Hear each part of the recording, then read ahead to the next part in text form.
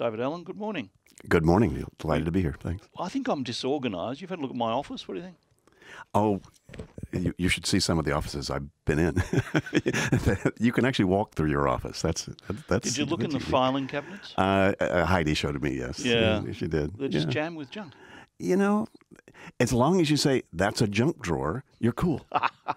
No, come on. Everybody's got a weird electronic, orphan drawer. Me too. As long as you name it and call it that's what it is and that's where those things are, you're actually organized. Darren Hinch, Senator Darren Hinch was in earlier, who said he's got what he calls the boring file, where he just puts things that are too boring to deal with and never actually gets around to them. That's probably organisation, isn't it? Yeah, it is. Being organized simply means that where something is matches what it means to you. If you got a bunch of crap you'd want to deal with, just get a big cardboard box and label it crap I don't want to deal with. Just put it all in there, label it, then you walk free. It's just the problem is if you don't label it, if you don't name it, it owns you. And then now your life feels like it's got crap all over it. So what's the starting point for somebody like me? I mean, I can't make decisions to throw things out. I've got notes there going back 20, 25 years. Well, if I were to coach you, and I spent many tens of thousands of hours doing that with some of the best and brightest, it's really a process of going through, okay, what exactly does that mean to you? And if you say, it's just reference, I just want to be able to refer to it, I say, great, where do you want to keep it? And if that's where you want to keep it, that's what you do. What if it means indecision? Because that's what I think it is. Well, yeah, I mean, but it's okay to decide not to decide as long as you have a decide not to decide system. I say, well, okay. Well, by the way, most people, Neil, don't make decisions because they need more data. So what action do you need to take to get the data you need so you can find out whether you want to keep it or not? How did you get into this area? Why? How and why? Very short version of that is I got attracted to, maybe even addicted to, clear space in my head. Meditation, martial arts, things like that. And then as my life got more complex, I got into the consulting business or whatever, I found that screwed up the clear space pretty fast. So I was very hungry for myself as a way to keep my head clear and still focus on meaningful stuff. So I found techniques for myself, turned around, worked with those techniques worked exactly for everybody I worked with, creating more control, more focus, more meaningful space in their head to focus on cool stuff. And so that's the beginning of that was 35 years ago. And then so I've spent the last 35 years spending thousands of hours, again, working one-on-one with, again, some of the best and brightest people. What's interesting, Neil, the paradox is the people most interested in what I do are the people who need it the least. They're already the most productive, aspirational, positive thinking folks. They just run out beyond their own systems. Has the increased sophistication of computerisation, has that improved the situation for people or made it worse? It's sped it up. Yeah. So it's kind of like if you know how to drive the car and you got a good car, speeding up is kind of fun. If you don't, you're in trouble. So there's nothing new really in the world except how frequently things are new, and that's what the digital world has made that has increased that tremendously. Hello, Jack. Go ahead, Jack.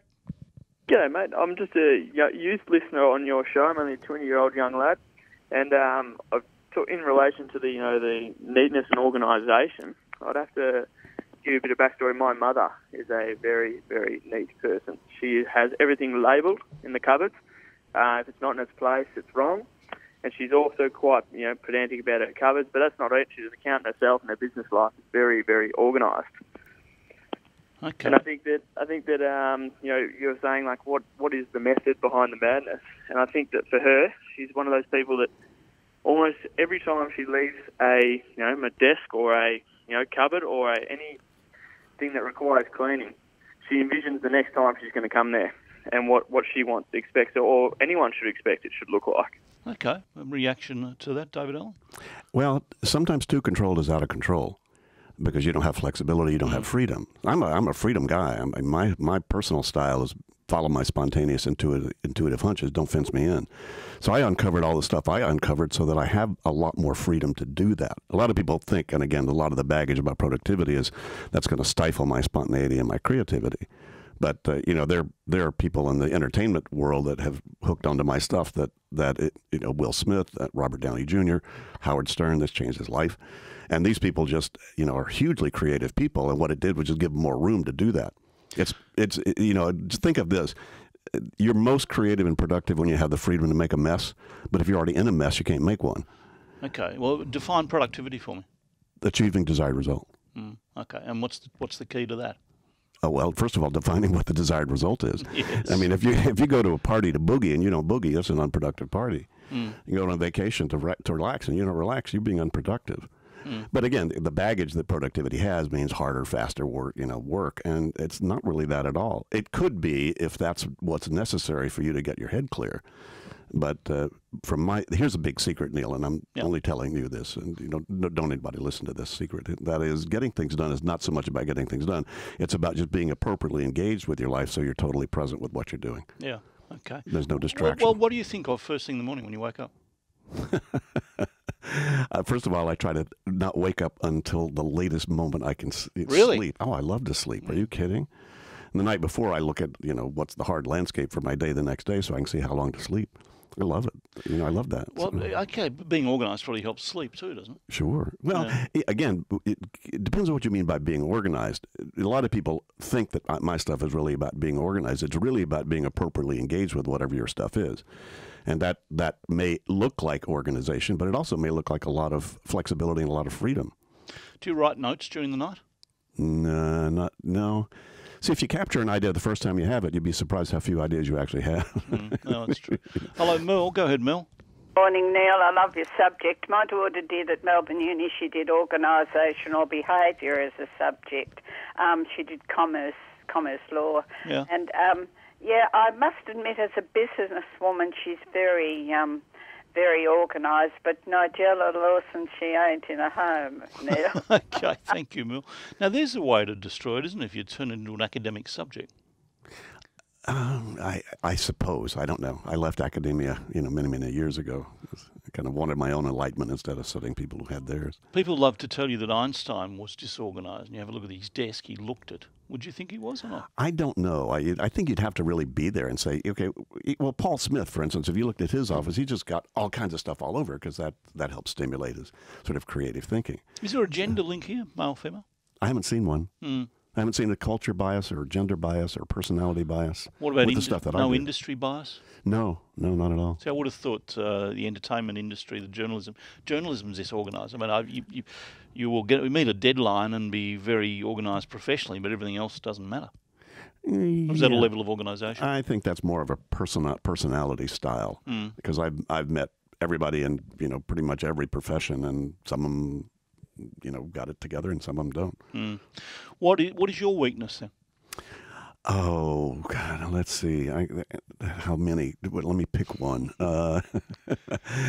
Probably, the strange thing about this, Neil, is if you get really, really good at this stuff that I do, it gives you a lot of freedom to just let your life hang out and fall apart because I know I can put it back together very fast. All right, so where do I start? Get everything out of your head. Your head's a crappy office. And it didn't evolve to keep track of things. Your head evolved to do what you're doing right now, which is using long-term history and pattern recognition. It does that brilliantly, better than any computer. But you go to the store to buy lemons, and you come back with 6 things and no lemons. What happened? You tried to use your head, and it did not evolve to remember, remind, to prioritize, or manage relationships with more than 4 things now. New cognitive science. You keep more than 4 things in your head, you're going to be driven by latest and loudest. Fourth, will age affect that? Say again? Does age affect that? I don't know. And we all seem to have, as we age, have more problem keeping more things in our head. Well, I think what did I think 30 seconds ago? You have a bigger database. You got to scramble through more stuff to go retrieve it. Hello, Matt. Go ahead, Matt. Oh, g'day, Neil. I missed the beginning of the conversation. I work in education, work with young kids. Just want to say, and I'm terribly sorry I missed his name. David Allen. But David Allen, we need more people like him in the world. He's just speaking so much sense, and he speaks the reality. That's a good point for education too, David Allen. If you can build these habits, I suppose, within kids from an early age, they're going to learn better. We're teaching this to 7, 8, 9-year-olds. Really? Now, yeah. Actually, there's a book coming out in the U.S. anyway in July, GTD, Getting Things Done for Teens. Because people have for years have said, geez, I needed this when I was 13, or I wish my kids had a way to do this. And, kids get it, because it's really about just outcome and action. Hey, what do you want to produce? What do you think the next step is? Great. How would you remind yourself to do that? Is that because they've got less complicated thinking? I don't know what you mean by that. Well, no, I'm not. Well, I mean, they've got less going on in their head, and they've had less influences because they're younger, which are going to make them indecisive or self-critical. Yeah, it could be. They've got certainly simpler lives. Yes. Although I just met a woman who's got an 11-year-old boy, and she saw he has 500 WhatsApps on his phone. Can you imagine?